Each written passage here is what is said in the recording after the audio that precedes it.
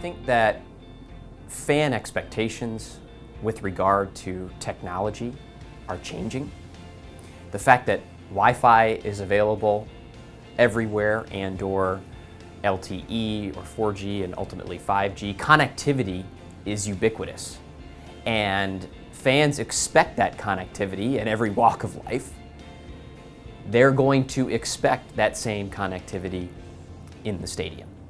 So I expect to see the football clubs that have a fan experience that is a little bit more minimal in the stadiums. I expect them to continue to enhance it to meet the expectations of our connected fans that fill the stadiums today.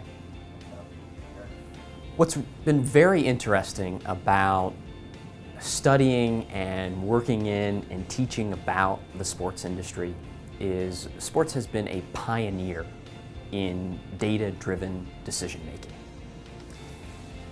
Many of our audience members will know and perhaps appreciate the Moneyball example of the Oakland A's and Billy Beane, played by Brad Pitt in the film as well.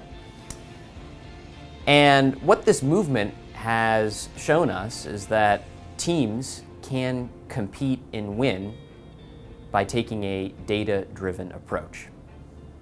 But what's really interesting as I've talked to decision makers within teams about their analytics philosophy, even the most data-driven decision makers out there understand that it's one input into making a decision.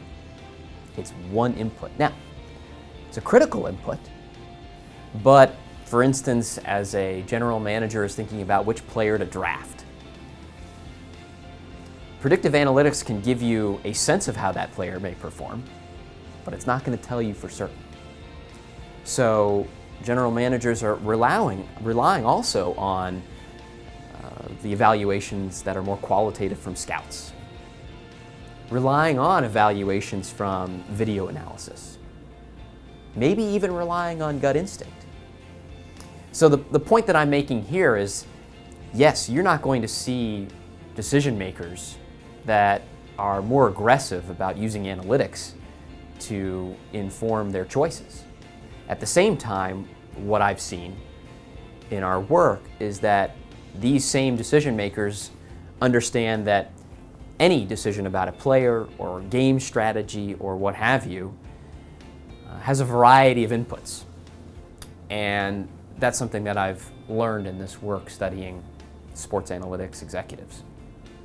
The issue of data collection about player performance and player health in sports is very complicated today.